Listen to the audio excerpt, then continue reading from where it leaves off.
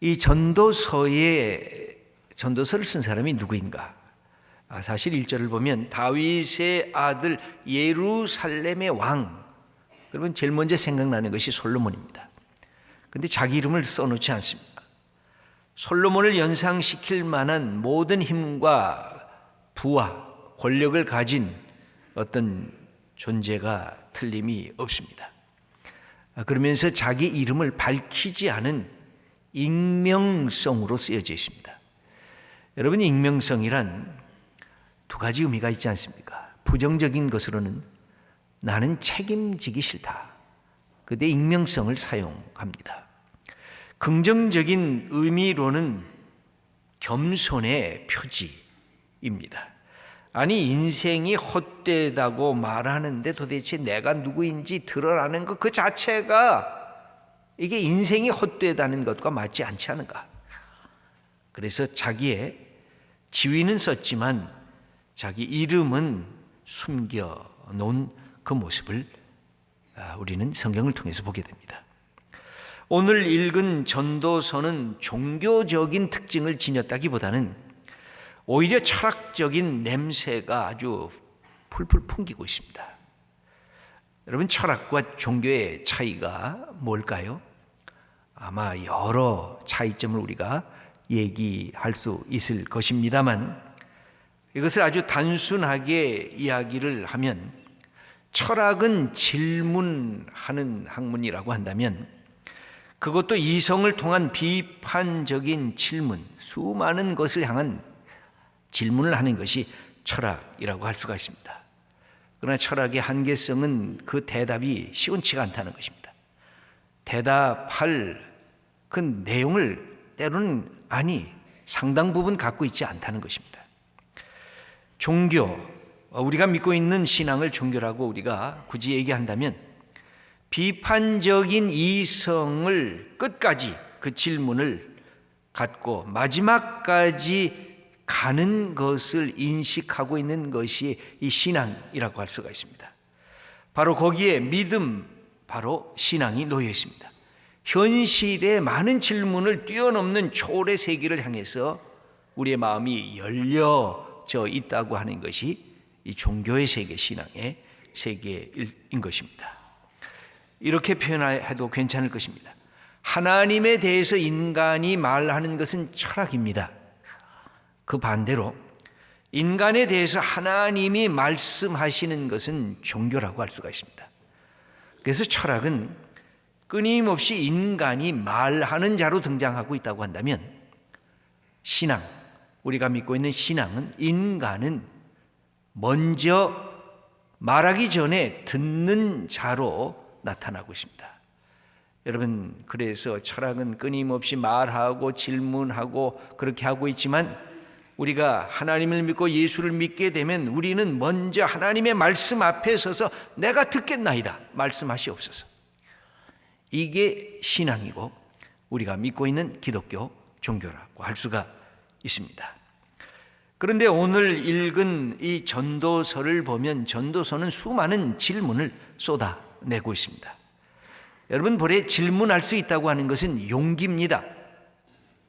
무엇보다 자기 자신을 향해서 질문할 수 있다고 하는 것은 최고의 담대한 배짱이라고 할 수가 있습니다. 여러분, 우리가 남편이 되어서 아내와 잘 대화하려고 하지 않는 이유는 아내에게 대화하다가 약점 잡힐까 봐 대화 안 하려고 합니다. 여러분, 자녀들과 왜 대화를 안 하려고 할까요? 자녀들이 때로 아버지한테 들이받기 때문에 그렇습니다. 여러분, 이 자기 자신을 향해서 질문하는 것만큼 위대하게 되는 기초가 없는 것입니다.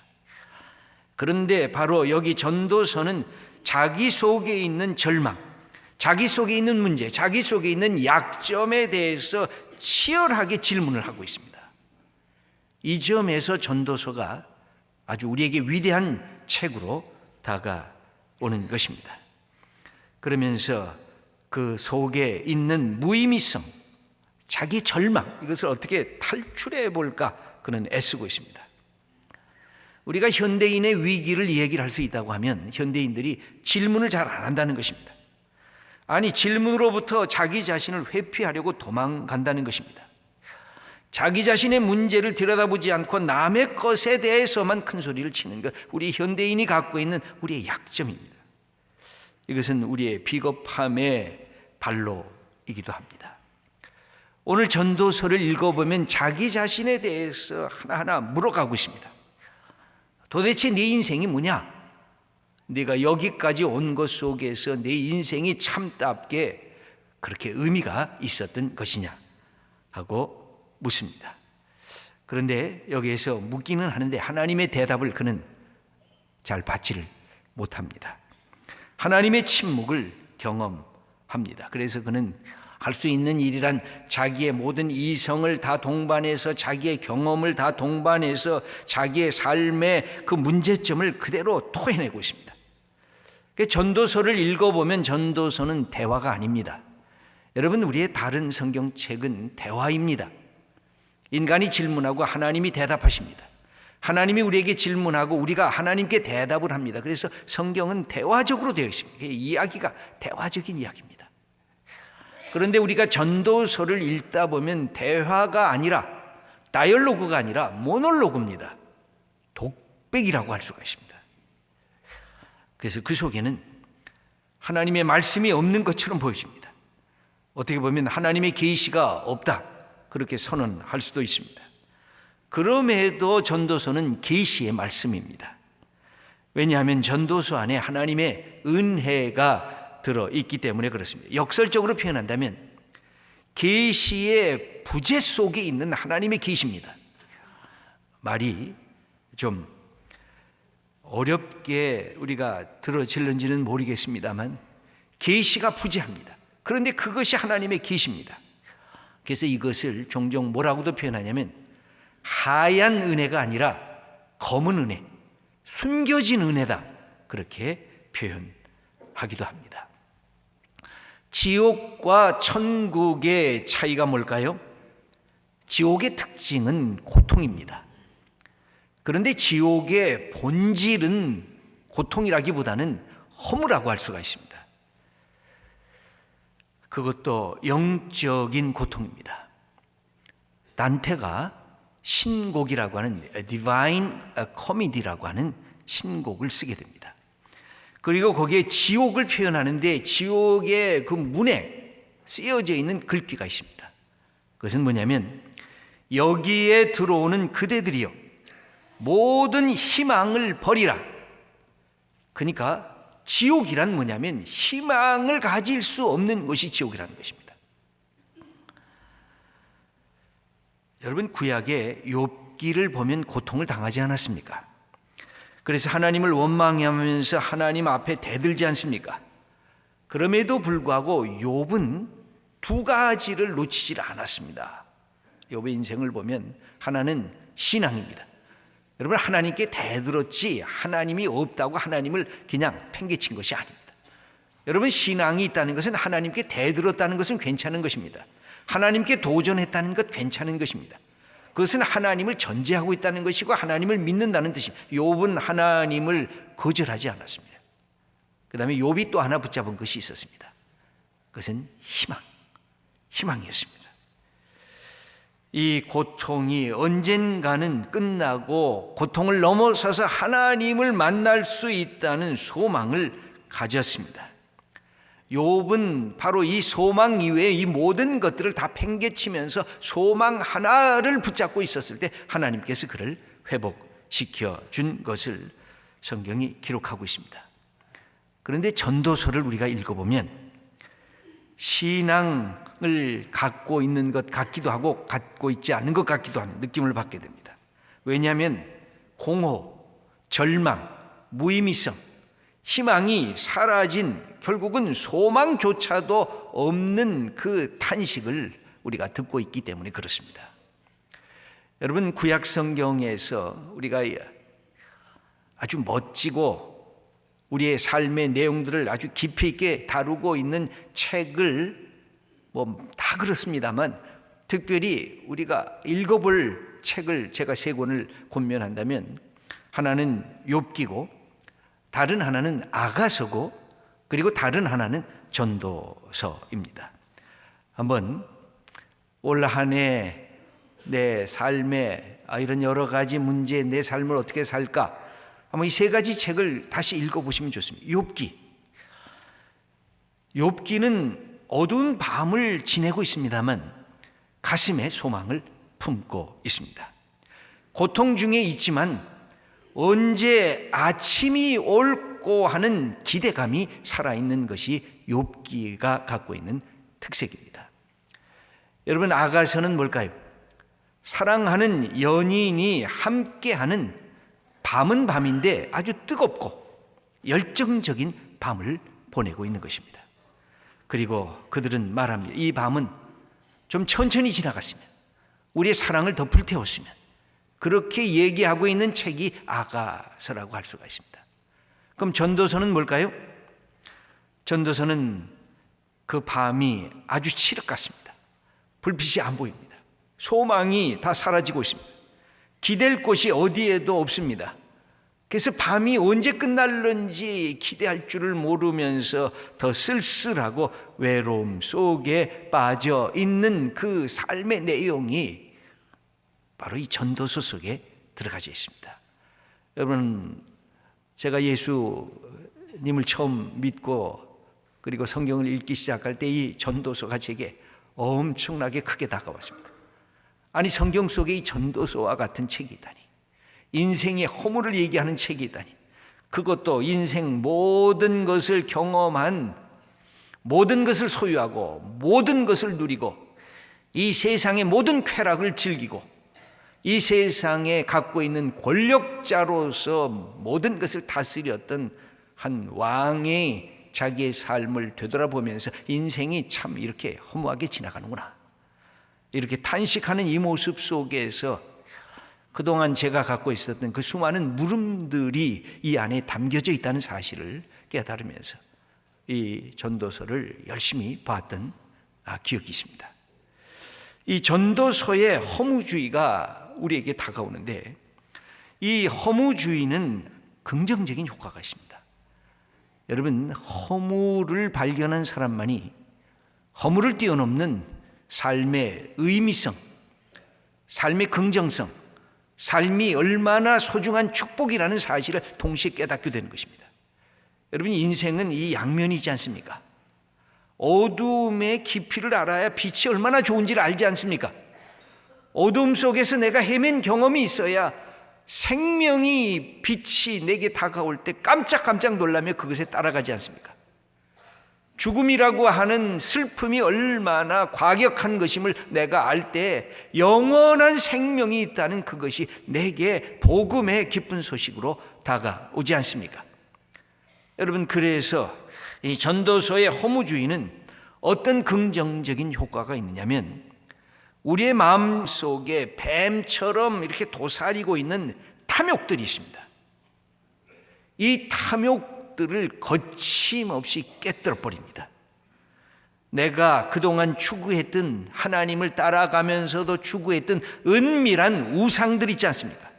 하나님을 따라가면서 돈과 재물이 때로는 하나님보다 더 좋고, 내가 여인을 탐냈던 육체 쾌락이 하나님보다 더 좋고, 세상의 지식과 지혜를 뽐냈던 것이 하나님보다 더 근사하고, 내가 명예와 권력을 세상에서 큰소리치며 행사했던 것이 하나님의 힘보다 더 크다고 생각했던 그런 모든 내가 갖고 있던 우상들을 다 깨뜨리는 효과를 지니고 있습니다. 이 허무주의 속에 들어간다는 것은, 무엇이든지 내가 그렇게 바라고 기다렸던 것이 허무로 끝난다고 하는 이 선언, 그것이 바로 이 내 삶을 다시 흔들리게 하는 것입니다. 그때 두 번째 효과가 나타나는데, 이 사라질 것 같은 허무, 그걸 뛰어넘는 의미성이 도대체 뭘까? 들꽃처럼 잠시 봄에 반짝 피었다가 사라질 그 존재인 내게 영원한 것은 정말 없는 것일까에 대한 이 기대감과 소망과 내 탐구가 시작된다는 것입니다. 여기에서 우리가 예수 그리스도를 믿게 된 것입니다. 여러분, 한 분 한 분이 그런 세월들이 있었을 것이, 내 인생 이대로 가도 괜찮은가? 이렇게 살아도 내 인생 의미가 있는 것일까? 내가 갖고 있는 이 모습, 내 꼬라지가 이게 도대체 뭔가 하는 나 자신에 대한 삶의 그 의미에 대한 질문이 어느 날 예수 그리스도를 내가 기쁨으로 맞이하게 된 그 결정적 계기가 된 것입니다. 그렇다고 하면 오늘 이 몇 번에 걸쳐서 전도서를 우리 부활절 바로 전까지 말씀을 좀 드리려고 하는데, 이 전도서 기자가 갖고 있는 삶의 탄식이 뭘까요? 오늘 본문을 보면 두 가지가 나옵니다. 하나는 내가 해 아래에서 모든 것을 봤더니 도대체 인생이 쳇바퀴처럼 돌아가는구나. 뭐가 이렇게 계속 반복이 되느냐. 아침이 오면 저녁이 되고 저녁이 되니까 다시 아침이 되고, 해 아래 새 것이 없는 그것을 보면서 피곤해하고 실증나고 권태 속에 들어가 있는 이 전도서 기자의 모습을 보게 됩니다. 여러분 한번 3절 말씀을 함께 읽어보겠습니다. 해 아래에서 수고하는 모든 수고가 사람에게 무엇이 유익한가? 한 세대는 가고 한 세대는 오되 땅은 영원히 있도다. 삶 자체가 우리를 피곤하게 한다는 것입니다. 우리를 괴롭게 하고 실증나게 하는데 너무 뻔하다는 것입니다. 새로운 일이 도대체 없고 기대할 수 없는 반복적인 일이 일어나는데, 자연 만물 속에서도 이런 일들이 우리에게 나타난다는 것입니다. 제가 5절 이하를 잠깐 읽어보겠습니다. 해는 뜨고 해는 지되 그 떴던 곳으로 빨리 돌아가고, 바람은 남으로 불다가 북으로 돌아가며, 이리 돌며 저리 돌아 바람은 그 불던 곳으로 돌아가고, 모든 강물은 다 바다로 흐르되 바다를 채우지 못하며 강물은 어느 곳으로 흐르든지 그리로 연하여 흐르느니라. 그냥 왔던 것 돌아가고 또 왔던 것 또 돌아가고, 자연 만물도 이 모든 것이 다 똑같이 흐르는 것입니다. 그 전도자가 결론을 어떻게 맺을까요? 오늘 본문을 보면 9절 말씀을 우리 함께 읽어보겠습니다. 이미 있던 것이 후에 다시 있겠고 이미 한 일을 후에 다시 할지라. 해 아래에는 새 것이 없나니. 여기 보면 그렇게 말하고 있습니다. 반복의 실증, 반복의 허무, 이런 인생을 도대체 어떻게 살라는 말인가? 그리고 이것을 통해서 자기의 삶의 탄식을 얘기하고 있습니다. 사실 전도서는 질문의 책이기 때문에 답이 다 안 나옵니다. 근데 우리는 전도서뿐만 아니라 다른 66권 중에 65권의 구약 성경과 신약 성경을 갖고 있습니다. 무엇보다 예수님을 우리가 알고 있습니다. 우리는 답을 알고 있습니다. 그 답이 뭘까요? 그것은 바로 이런 삶의 허무, 그것을 신앙은 없다 그렇게 얘기하지 않습니다. 기독교는 삶은 그냥 반복되는 것이 아니다 그렇게 말하지도 않습니다. 삶은 반복된다. 삶은 허무하다. 그런데 이 허무하기 때문에 네가 지금 살아있다는 것이 너무 소중하다 그렇게 가르칩니다.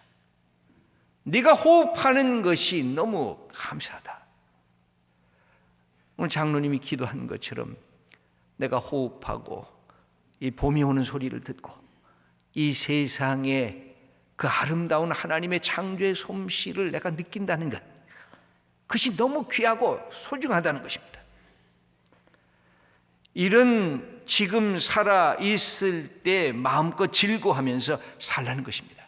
그래서 인생의 허무라고 하는 것은 인간의 한 단면이 틀림이 없습니다. 그런데 그건 한쪽 면이고 또 다른 쪽 면이 있는데, 그것은 바로 하나님을 믿는 내가 얼마나 행복한지, 내가 살아있다는 것, 내 심장이 뛰고 내가 호흡하고 내 발걸음으로 움직일 수 있고 내 손이 잡을 수 있는 이 삶이, 내게 주신 이 삶이 얼마나 좋은지를 깨달아 알라는 것입니다.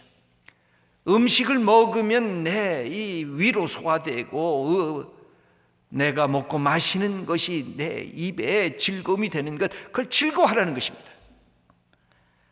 하나님의 지으신 세계를 맛보는 것이 바로 기쁨이라고 우리에게 가르칩니다. 저 떠오르는 태양의 우람함을 아침마다 느끼라는 것입니다. 저 저녁 노을의 아름다움과 쓸쓸함을 그대로 느끼라는 것입니다. 겨울의 앙상한 가지에 흰 눈이 수북하게 쌓인 그 산하의 찬란함을 그대로 감사함으로 배우라는 것입니다. 이제 입춘이 지나서 몽우리가 막 이렇게 올라오더라고요. 저희 집 앞에 목련이 있는데 그 목련이 막 그 송이가 이렇게 올라오고 있어요. 그것을 신기한 눈으로, 그 봄꽃이 피는 것을 기쁨으로 맞이하라는 것입니다. 그리고 내 옆에 소중한 사람이 있어서 가정을 꾸미고 친구가 있고 내 삶이 이런 귀한 삶의 자리에 내가 들게 된 것, 나 같은 사람이 예수 믿게 된 것, 이 삶 자체가 하나님이 내게 주신 축복임을 알고 감사하라는 것입니다. 자녀를 낳아서 때로는 부부끼리 복닥복닥 좀 싸움하기도 하지만 그 자체를 내가 즐거워하라는 것입니다. 여러분, 가장 기본적인 즐거움이 여기에 즐거움이 있는데 이것을 누가 얘기를 하나요? 사실은 전도서를 자세히 읽어보면 전도서 속에 이미 이 놀라운 기쁨의 사실이 들어가져 있습니다. 여러분에게 제가 부탁을 하는데 한번 전도서를 읽어보세요. 그 속에 내 질문이 있고, 그 질문 속에서 내가 예수 믿는 것이 얼마나 큰 축복인지를 알도록 우리에게 초청하고 있습니다. 그리고 전도서가 고민하는 두 번째 것이 있습니다. 그것은 내 이름, 언젠가 지나가면 아무도 내 이름을 기억해 주는 사람이 없을 거다라고 하는 것에 대한 아픈 마음입니다. 11절 말씀을 우리 함께 읽어보겠습니다. 이전 세대들이 기억됨이 없으니 장래 세대도 그 세대들과 함께 기억됨이 없으리라. 여기 보면 우리가 갖고 있는 이 이름이 아무도 기억하지 않는 것입니다. 그 유명한 사람들 다 어디에 갔습니까? 우리가 부모님의 묘소를 가지 않습니까? 근데 우리의 자녀들은요, 자기 할아버지 할머니 묘소 가는 자녀들은요, 부모님 묘소 찾는 것에 10분의 1이나 될까? 여러분, 증조 할아버지 할머니 이름도 몰라요. 우리 인생의 이름은 그냥 잠깐 있다가 그냥 사라지는 것입니다. 이것이 바로 이 전도서를 가슴 아프게 하는 것입니다. 그런데 놀랍게도 우리가 성경을 읽어보면 구약도 그렇고 신약도 그렇고 하나님께서 우리의 이름을 기억하신다 그랬습니다. 내가 네 이름을 부르겠다 그랬습니다. 그리고 네가 그동안 흘렸던 네 눈물을 내가 하나하나 기억하면서 다시 닦아주시겠다 그랬습니다. 그리고 내가 네 마음속에 영원한 기쁨을 채워주시겠다고 약속해 주셨습니다. 여러분, 하나님이 내 이름을 기억하신다는 것입니다. 여러분, 우리의 인생의 이름은 언젠가는 사라질 겁니다. 아마 아무도 나를 기억하는 사람이 없어질 때가 올 것입니다. 그럼에도 불구하고 하나님이 내 이름을 기억하고 나를 불러주실 것입니다. 여러분, 이 하나님 앞에 우리가 서는 것, 그것이 우리의 믿음입니다. 예수 그리스도가 왜 대답일까요? 예수 그리스도가 이 땅에 오시면서 우리를 하나님의 아들과 딸이라고 말씀하시면서 우리에게 가르치신 것이 있어요. 사도 바울이 이 사실을 알고 이렇게 외칩니다. 누구든지 예수 그리스도 안에 있으면 새로운 피조물이라. 이전 것은 지나갔으니 보라 새 것이 되었다. 해 아래 새 것이 없었는데 해 위에서 예수 그리스도를 이 땅에 보내셔서 내가 사는 이 땅을 새롭게 내 가슴을 통해서 만들어 주셨어요. 여러분, 기독교 신앙이란 새로움을 내 속에서 경험하는 것입니다. 물건은 자꾸만 낡아지는데 내가 새로워지기 때문에 이 모든 것이 다 새롭게 내게 다가오는 것입니다. 우리 하나님 앞에서 인생이 허무하다는 것, 그것은 살아 숨쉬는 지금이 너무 소중하다는 뜻이고, 인생의 내 이름을 잊어먹는다는 것, 아니 하나님이 내 이름을 부르시면서 나를 하나님의 아들과 딸이 되게 하셨다는 이 놀라운 사실이 우리의 이 허무한 의미 없는 이 인생을 이겨나가는 비밀인 것입니다. 여러분, 지금 내가 이렇게 움직이고 내가 호흡하고 내가 살아있다는 것을 기쁘게 즐거워하셔야 돼요. 이게 하나님께서 우리에게 주신 축복입니다. 오늘도 내가 살아있음을 기뻐하고 감사하면서 내게 주어진 이 삶을 하나님, 주님 주신 새로움으로 내가 기뻐하고 즐거워하면서 내 인생을 살아가겠습니다. 이게 선포하시는 하나님의 귀한 자녀들 다 되시기를 축원합니다.